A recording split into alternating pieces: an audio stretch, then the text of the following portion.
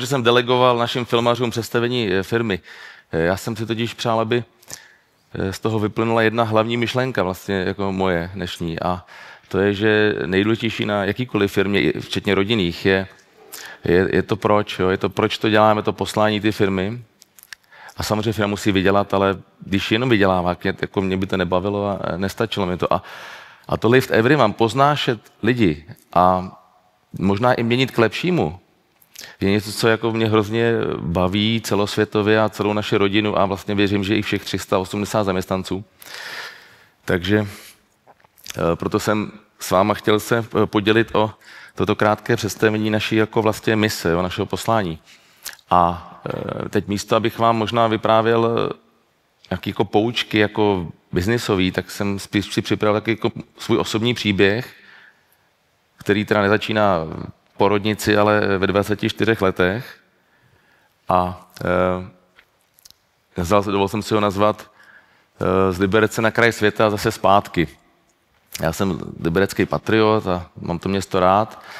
Odešel jsem do Ameriky v 19 letech, no a potom ve 24 jsem v roce 99 tedy jsem se rozhodl nastoupit ještě tehdy ve firmě Preciosa Lustry jako zástupce pro Asii, do Hongkongu. To je záběr, jako, no tak to samozřejmě trošku není přesně, jak to bylo, ale takhle to nějak jako mohlo vypadat. My té doby dělali hlavně lustry a já jsem všem vysvětloval, že nic hezčí než lustry jako není na světě. A bylo to ale odvážně, takže jako jeden z takových jakoby vlastně pouček z toho, nebát se jít do světa. Jo? Jako to jsem si vyzkoušel, protože to platí pro jakýkoliv firmy, zejména rodinný.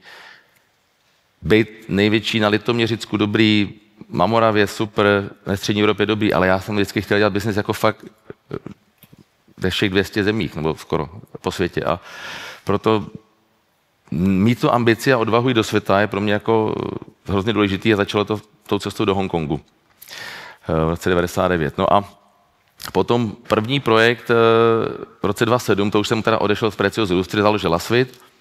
A tady zase na tomhle příkladu bych chtěl ukázat, jak je důležité mít jako kamarády a spolužáky z různých škol a tohle. Prostě první projekt Mira Hongkong vzniknul v době, když Lasvitu byly 2 dny. My tam porazili všechny velké firmy a dostali jsme, ještě jsem na ně vizitky, a dostali jsme úžasný první projekt skoro za $1 000 000, co nás nakoplo. Takže zase díky jako dobrým kontaktům, kamarádům určitě jako to pro jakýkoliv biznis jako pomáhá. No. Mira Hongkong. Další příklad, už jsme v roce 2009, dubajský metro, nám teda byly 3 roky v té době. No a my jsme si dovolili jako drzost, že jsme vzdorovali dubajskému šejkovi, který tvrdil, že ten design už je hotový a to pouze naceníme. My říkáme, ale design, který symbolizuje vodu pro dubajský metro, což byl ikonický projekt, nemůže být hranatý. A my jsme jim řekli, že to nebudeme prostě nic cenit, ale že jim to nadizajnujeme jako nově. Tak teď jsme nevěděli, jestli nás na černou listinu, nebo a nakonec nám tu šanci dali. A my jsme to vyhráli, takže zase taková zdravá drzost, bych řekl, taky je dobrá jako pro rodinný biznis, jo. Jako, jestli můžu si dovolit nějakou takovou poučku pro vás, který tady třeba Pavel Mohem, když jsem viděl jako těch firm, co ty jsi dokázal založit, jo. A těch log, já mám fakt jenom ten Lasvit, jo. Mě by to jako asi bych to ani nedal, jako, jo, mě by to jako rozptylovalo, ale jako to sklo totiž je zázrak, to je dar, to člověka úplně pohltí, jo, takže nejsi teď tím sklem, ale já fakt jako velký obdiv, jako co ty si dokázal. I přesto si dovolím teda pár rád ještě dneska. Nebo moudrostí. No a pak jako spojit se fakt jako s šikovnýma lidma, jo. Jako já jsem studoval spíš business ekonomii, mám předky skláře, myslím si, že mám estetické vnímání dobrý, ale jako prostě člověk musí najít ty nejlepší lidi a pro mě ve světě designu to byl Maxim.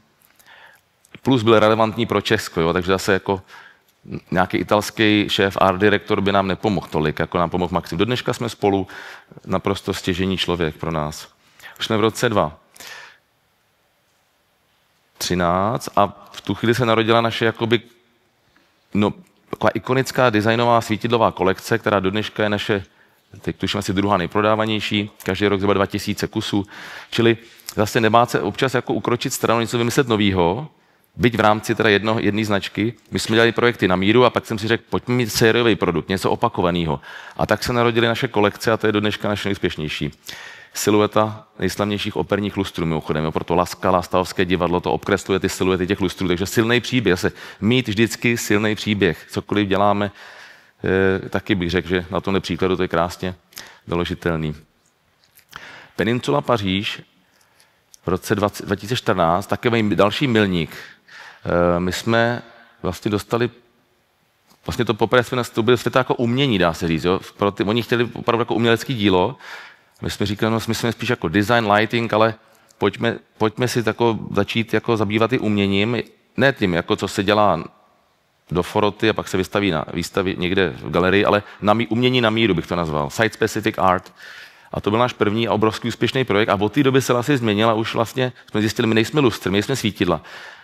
Teď dokonce říkám, že jsme víc o tom prostoru jako takovým. Jo? My tady třeba dodávali i ty úžasné kameny vyleštěný.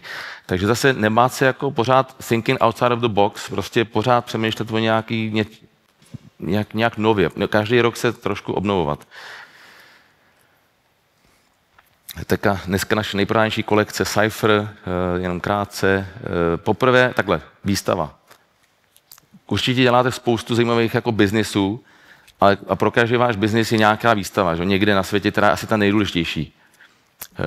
Pro nás to je milánská Salon del Mobile a my jsme se rozhodli teda, když už to budeme dělat tak pořádně, takže než dělat 30 výstav, tak jednu a pořádně, pozvat tam lidi z celého světa, oni tam teda jezdí i tak. A my ji vyhráli už 2krát, tak tohle bylo poprvé. Zase to bylo tím, že jsme byli neotřeli. My tam pozvali pražskou burlesku, ta tam tancovala na pódiu, pronajmuli jsme loutkový divadlo. Prostě fakt to jako mělo náboj, no. Takže být originální, odvážný a vybrat si tu správnou výstavu, za mě bylo taky zásadní pro milník světu. Jo, tady nám starosta Milána předává cenu. No a potom mít zajímavý sídlo, jo. Pro mě součást firemní kultury je za mě určitě to proč, který jsem zmínil, poznášet lidi.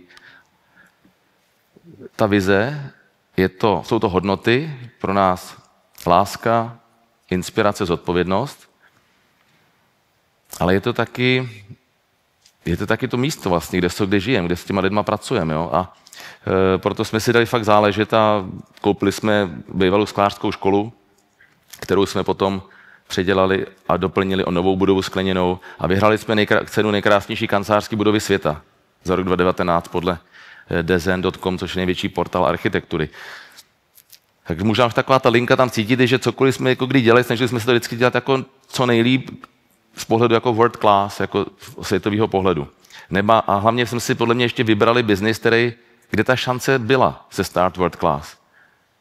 Já neříkám, že to bude za mý generace. Já věřím, že třeba až můj vnuk to dotáhne tam, kde já tu firmu vidím. My jsme dneska tak v 15%, kde já to vidím. Ale je tam aspoň ta šance v tom, protože to odvětví, to sklářství, ten design, jsme v tom silný jako Češi, jo? Rozumíme tomu a je to taková níž, kde můžeme být největší. A stejně tak si myslím, jako, že třeba tady jako Pavel může být největší jako jednou třeba vnuci v tom, co dělá. Jo? Tak je tam prostě ta šance tam je. Takže vybrat si prostě biznis, je nějaký potenciál, globální. A navíc, kde to baví všechny zaměstnance, musím říct, jo? Nejenom mě, taky důležitý. Musí to bavit všechny. Největší projekt historie, 250 milionů korun, 2 50-metrový, 20-tunový draci, tak to třeba designová pecka úplně není, ale z toho pohledu konstrukce a v objemu a velikosti to byl opravdu teda výkon. To byl obrovský projekt pro nás. Zase nás někam posunul. Je to v Guinnessově knize rekordů jako největší šperk světa. Krásný projekt, kde já miluji historii, takže to, že tam Winston Churchill za války řídil Battle of Britain, my tam udělali vlčí máky, tak nedávno hodně se mě jako tenhle projekt dotknul, jako podsta válečným veteránům, krásný projekt a teďka děláme i hodně rezidenčních projektů, takový nejkrásnější teďka ve Švýcarsku v Gštádu, skleněný ledovec, to bylo jednoho mýho kamaráda, takže mě to i nechal vyfotit, to se nám nestává často u soukromých rezidencí. Rockefeller Center, taková výsuvná, skleněná, teda ona je tam samozřejmě i nerezová, ale je tam i sklo, platforma, tak takový jako zase odbočili jsme si sklo do architektury, jsme založili divizi, takže vlastně jo, teďka přemýšlím, já v rámci jedné firmy vymýšlím jako šílenosti, jo, ale je to jako nějak to držím takhle v jedné firmě, tak to sklo do architektury nás může taky jako hodně posunout teďka skrze fasád, jako díla. No a když jsme teda u nějakou sumáře těch jako pouček nebo rád, tak jako jak už jsem zmínil, firma, co neví proč a neví kam, čili ta vize, se těžko bude řídit, kam má dojít, jo, když to není definovaný. Takže to si myslím, že v našem případě vize stát se první českou autentickou luxusní značkou milovanou globálně je pro nás takový, jako kam chceme dojít, ta vize. O hodnotách jsem už mluvil, firemní kultura, produkt, který má šanci uspět. Vždycky jsem chtěl mít značku, jo? Nejenom jako Ebidu a tohle, ale mít zatím i nějakou značku, která rezonuje a která inspiruje. Tak to mě bavilo. A šli jsme vždycky skrz mladí lidi do světa. Jo? My nemohli rovnou poslat, založit kancelář rovnou v New Yorku a zaplatit jako desítky tisíc euro měsíčně za nájem. My tam začali s notebookem z hotelu, jo? Třeba mladý VŠE absolvent. Tak jsme začínali těch 12 kanceláří po světě otvírat, že to byli vlastně mladí kluci, co šli s notebookem a chvilku dělali z hotelu a pak, když se ukázal ten potenciál, tak jsme tam otevřeli třeba showroom nebo kancelář. Čili dělat to postupně a chytře. Jo? Tak jako rada pro rodinné firmy, které nemají rozpočty nadnárodních korporací. No a poslední důležitou věc, co bych chtěl zmínit, vždycky bych chtěl dělat biznis, kde si osaháte konečného klienta. Kde prostě je vazba na konečného klienta, protože jakmile jste jenom jedna část v tom řetězu a kupuje to od vás někdo, kdo teprve tomu dodá ten brand a pak to prodává, tak jste odsouzený vždycky jako na milost a nemilost. Takže za mě vždycky je dobrý dělat biznis od A do Z, no. Od vývoje, výroby až po konečný prodej. Samozřejmě neplatí to pro všechny firmy, ale všeobecně jako za mě tohle funguje nejlíp. Výstavu Milánu jsme hráli podruhý a poslední, co vám chci, jenom taková sranda, my děláme trofeje a to, že vyhrál letos jako Jakub Menčík Miami Open a my tam dělali zrovna trofej a ještě porazil Djokoviče, svýho jako idola, tak jako vlastně zpátky k tomu z Liberce na konec světa zpět. Tu trofej jsme taky dostali zpátky do Česka, takže se tak jako hezky propojuje. Takže díky, Kubo, a díky vám za pozornost. Děkuju.